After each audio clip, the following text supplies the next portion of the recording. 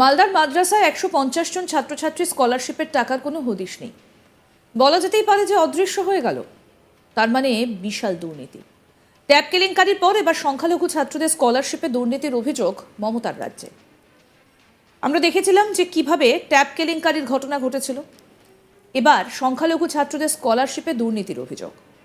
রাজ্য সরকারের স্কলারশিপের টাকা নিয়ে ব্যাপক দুর্নীতির অভিযোগ উঠেছে। বিশ্ববিদ্যালয় কর্তৃপক্ষ, জেলা শাসক এবং জেলা শিক্ষা দপ্তরে অভিযোগ দায়ের পড়ুয়াদের। দুর্নীতির তদন্তের দাবিতে সিআইডির কাছেও লিখিত আবেদন করা হয়েছে। প্রশ্নের মুখে মাদ্রাসা কর্তৃপক্ষ এবং প্রশাসনের ভূমিকা। আলিয়া বিশ্ববিদ্যালয়ের অন্তর্গত মালদার রতুয়ার বাটনা জেএম সিনিয়র মাদ্রাসা, ওই মাদ্রাসায় পাঠরত স্নাতকোত্তরের ছাত্রছাত্রীদের অভিযোগ, তারা নির্দিষ্ট নিয়ম অনুযায়ী স্কলারশিপের আবেদন করেছিলেন। প্রথমবারে ২৪,০০০ টাকা তারা পেয়েছিলেন, কিন্তু দ্বিতীয়বারের টাকা আর ঢোকেনি অ্যাকাউন্টে। প্রায় ১৫০ জন ছাত্রছাত্রীর দ্বিতীয়বারের টাকা ঢুকে গেছে অন্য অ্যাকাউন্টে। যাদের অ্যাকাউন্টে এই টাকা গেছে তারা কেউ মাদ্রাসার পড়ুয়া নন বলেই দাবি। এইভাবে স্কলারশিপের লক্ষ লক্ষ টাকা তছরূপ হয়েছে বলে অভিযোগ। অভিযোগের তীর ওই মাদ্রাসার স্কলারশিপের ফর্ম ফিল আপের দায়িত্বে থাকা কম্পিউটার শিক্ষক ইনজামামুল হকের বিরুদ্ধে। প্রতারিত ছাত্র আব্দুল রহিম এবং আবু সামাদ কি বলছেন শুনব।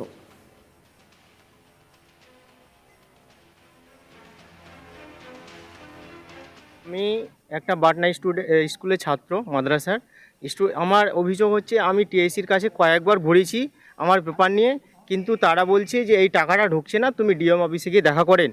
আমি ডিএম অফিসে ২-৪ বার গিয়েছি, ওখানে বলছে আমাদের এখানে কিছু করা নেই, ওই স্কুলেরই ফল্ট আছে, ওইখান থেকে গিয়ে কথা বলুন। এই ঘুরতে ঘুরতে আমি ২-১ বার আসার পরে দেখি আমাদের বন্ধুর সাথে বন্ধুদের সাথে আলোচনা করতে করতে দেখা গেল ফার্স্ট লট টাকা পেয়েছি। তাদের অভিযোগ যে আমরা সেকেন্ড লটের টাকাটা পাইনি। এই করতে করতে দেখা গেল আমরা ১০০ জনের ওপরেই ছাত্র আমরা টাকা পাইনি। তারপরে আমরা এই সব একটা করলাম, আন্দোলন করলাম যে এই কাজ না করলে আমরা টাকা পাবো না। সেকেন্ড লটের টাকাটা আমরা পাওয়ার যোগ্য, কিন্তু আমরা টাকাটা পেলাম না। কি কারণে পেলাম না?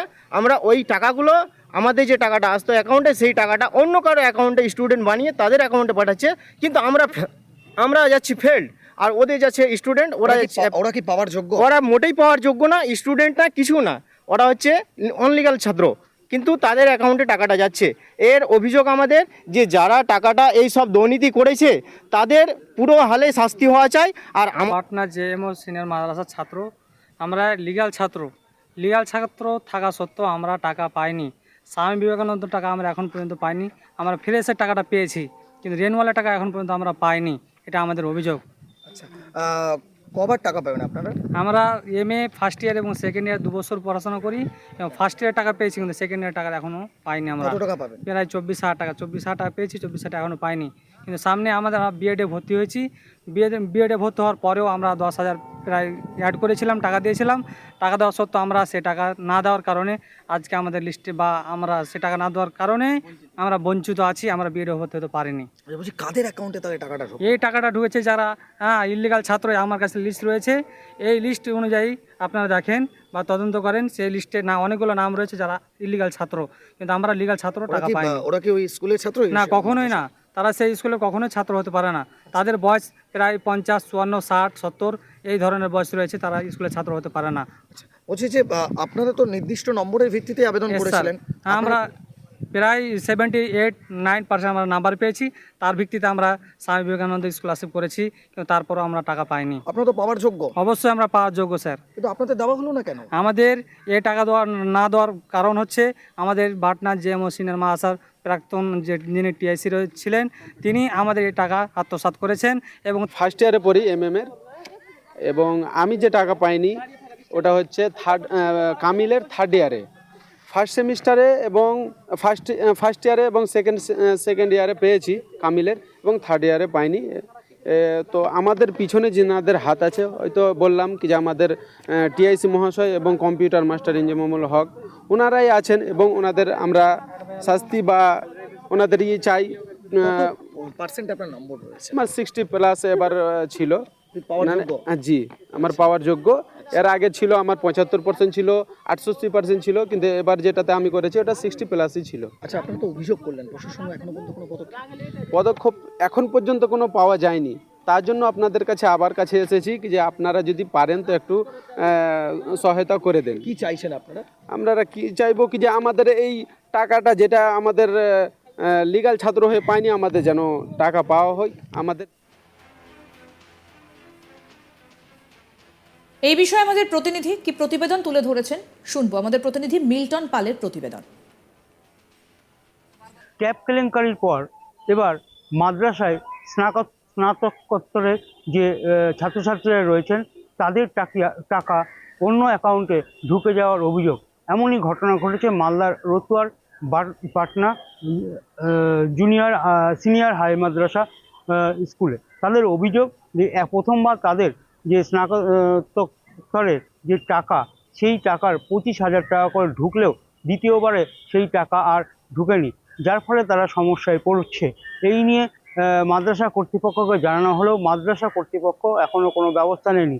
যদিও এই অভিযোগ উঠছে সেই যে স্কলারশিপ রয়েছে সেই স্কলারশিপের টাকা, সেখানে এক কম্পিউটার টিচার ছিলেন, সেই কম্পিউটার টিচারই মূলত এই ফর্ম ফিল আপ করছেন এবং পরবর্তীতে দেখা যাচ্ছে যে সেই টাকা প্রথমবারে টাকা ঢুকলে দ্বিতীয়বারে সেই টাকা আর অ্যাকাউন্টে ঢুকেনি, অন্যের অ্যাকাউন্টে ঢুকে গিয়েছে। কিন্তু পরবর্তী সময়ে দেখা যাচ্ছে যে এই স্কলারশিপের টাকা নিয়ে অনেক পড়ুয়া তাদের পড়াশোনা চালাচ্ছিলেন, কিন্তু দ্বিতীয়বারে টাকা না ঢোকায় তারা অসুবিধায় পড়েছেন।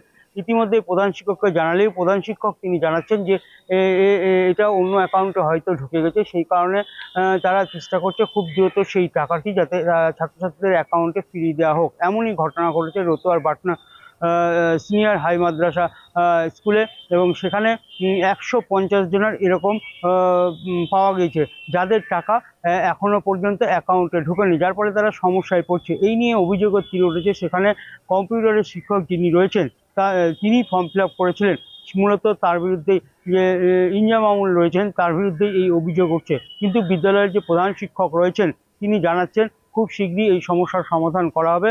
তবে বিষয়টি নিয়ে তারা জেলা শাসক এবং স্কুল শিক্ষা দপ্তরও জানিয়েছেন। যদিও স্কুল শিক্ষা দপ্তর সূত্র এবং জেলা শাসক তিনি জানিয়েছেন যে গোটা ঘটনার তদন্ত শুরু হয়েছে, কীভাবে এই টাকা অন্যের অ্যাকাউন্টে গেল এবং এই টাকা শুধু মালদা জেলার মধ্যেই আছে না, জেলার বাইরে অন্য অন্য জেলাতেও এই অ্যাকাউন্টে টাকা গিয়েছে। যেমনটি হয়েছিল ট্যাব কেলেঙ্কারিতে, যে একজনের অ্যাকাউন্ট আছে, ছাত্রছাত্রীর অ্যাকাউন্টে টাকা অন্যজনের অ্যাকাউন্টে ঢুকে গেছিলো। ইতিমধ্যে ওই কেলেঙ্কারিতে বেশ কয়েকজন গ্রেপ্তার হয়েছে, কিন্তু এই ঘটনা প্রথম সামনে আসা এই মাদ্রাসার ছাত্রছাত্রীদের যে স্কলারশিপ সেই ঘটনার সামনে এসেছে এবং এই ঘটনারও তদন্ত হবে এবং এই তদন্তে যাদের যাদের নাম উঠে আসবে তাদের বিরুদ্ধে আইনি ব্যবস্থা নেওয়া হবে।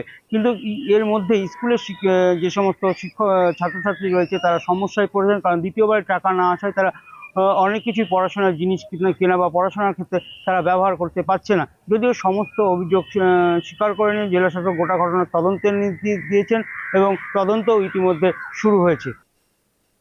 আরও আপডেট পেতে দেখতে থাকুন আজ তাক বাংলা, সাবস্ক্রাইব করুন।